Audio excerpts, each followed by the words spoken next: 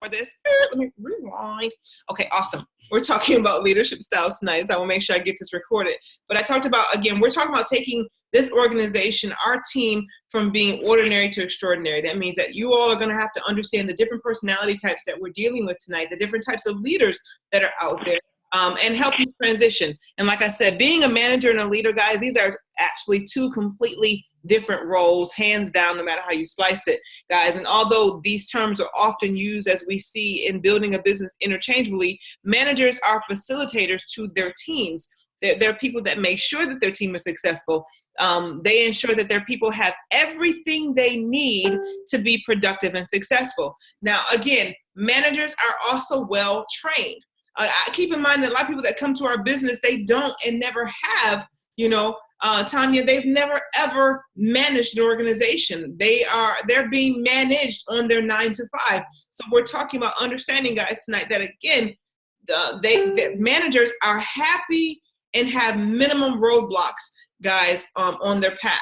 Because a manager is a person that is being groomed for the next level. Someone is there. They are grooming them. They are guiding them. They are preparing them for the next level. And they are recognized for the great performance and coached through the greatest challenges.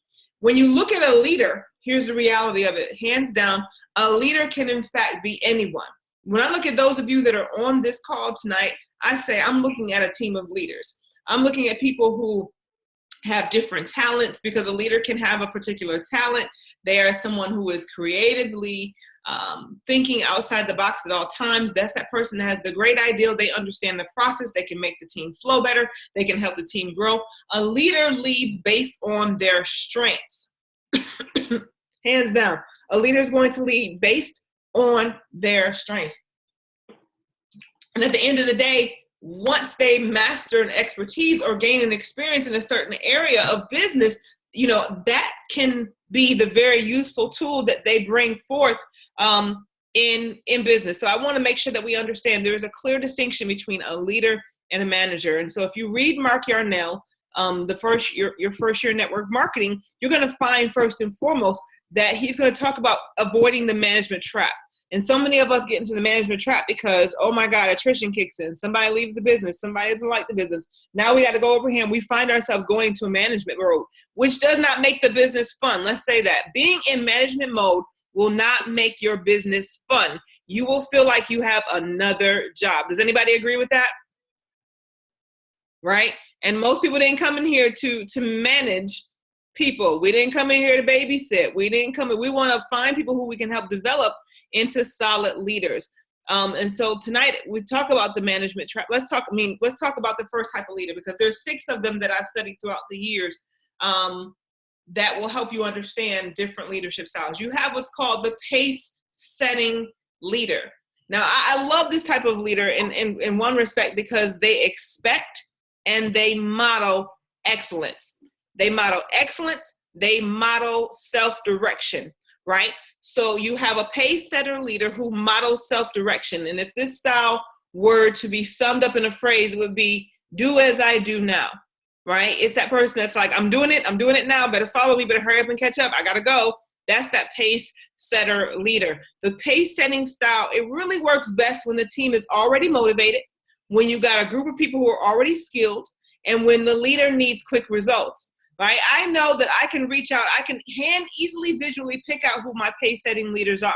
And if I call a play and say, hey, Deb, we need to grow this organization by 10 people this week, Deb's going to say, no worry, I got 3, coach, I'm gone. Right? Carla Foss is going to say, I got 20, I'm gone. Right? So a pace setting leader knows who their leaders are. They can call a play and it's going to get ran, because that's the quick results that they're expecting. They know who to call on, when to call on them, and how to call on them. So leadership style number 1 is your pace setting leader. This leadership style is oftentimes in our business, it can be used extensively. I see a lot of people who you see hitting numbers. Like right now, I could say that Billy Thurston might be in pace setting mode, right? He's got leaders who are out there. They're doing X, Y, and Z. He's called plays, A, B, C. He's moving, right? I can look at, my organization and I can say, okay, you know what? I can see that, Alicia is a pace-setting leader. We're going to call a play. We're going to move it. We're going to execute it. We're going to get it done. And again, this style can also overwhelm people who are blues, who are not moving, who are just chilling on the sideline, who are comfortable, who are, they don't have innovation. They're not really thinking outside the box. And so when you're thinking about pace-setting leaders, remember, they are running, getting quick results. So that's pace-setting leader. Leadership number 2. Ooh, I get challenged with this one. I don't know about you, but the authoritative leader. Anybody know anybody who's respect my authority? That wasn't my South Park voice. Sorry about that. Yeah, but you know what I mean. They mobilize a team towards a common vision, and they focus on the end goals. They leave the means up to each individual. Like basically, here's the goal, you figure out how to get there. That's that authoritative person. If this style was summed up into a few phrases, it would be more along the lines of come with me, right? The authoritative style, guys, it works best when the team needs a new vision, when the team needs a fresh breath of air. It works best when the team needs to revamp where they're going. You have an authoritative person who will turn around and again, they'll say, listen, circumstances have changed. Here's the direction we need to go in. Boom, you got to come with me and we got to roll out now. That's that authoritative person.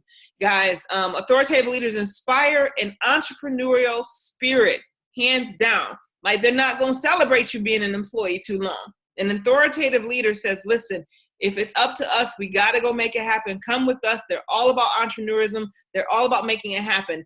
And it's not the best fit when the leader is working with a team of experts, if you will, who know more than him or her, right? Why? Because now you bumping heads. So an authoritative leader does not work well in an environment where the person, again, they're around a group of people where everybody knows more than them. Anybody ever been in a situation where you sitting back and you know way more than the person that's in the room, but they trying to tell you how to do it? Anybody feel that way? Thumbs up. And you sitting there like, really though? Right? Or you itching in the background like, man, if you just let me do this, it's gonna be done the right way. Right? That's that authority. That's the situation where you're bumping heads with a person. It's like, yo, come follow me. And you're like, but I know more than you on this journey. So again, authoritative leaders, guys, they inspire. You're gonna hear them. They're all about that entrepreneurism, but they do need a strong group of people around them that can help balance them out. So that's your authoritative leader. The next leader is the affiliative leader. This person works to create emotional bonds that bring a feeling of bonding and belonging to an organization. Boy, if I could find Gina Rivers on here, boy. We talked about that yesterday, the belief, the belong, the behave, right? So that affiliative leader is the person that's working to emotionally create a bond. They might cry with you.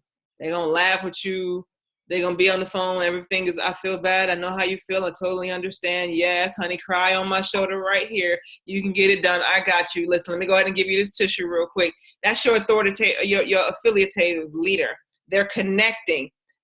If this style were summed up into 3 words, and I love it because you're going to need a little bit of all of this, but an affiliative leader is the person that says people come first. And you guys know how I feel because I'm in a business. We're in a people business, and I've always been people before profits, right? That's my mindset. I don't care how much money you paying me. If my people ain't happy, Houston, we got a problem, right? If my people not thriving, there is a problem. If my people are hurting, there is a problem. I tend to feel that, take on that, because that's that part of that affiliative leader that's within me. So you understand the affiliative style works best in times of stress. That affiliative leader is going to be the one to keep everybody calm. Can we all just get along? Woosah. We got this, right? That's an affiliative leader, right? They work best when teammates need to heal from a trauma or when a team needs to rebuild trust, right? That's when the affiliative style comes in because you got to be there. It's almost like saying, yo, I joined this business. I didn't know I was going to become a counselor, right? And you know how that feels, but that's that affiliative leader. They need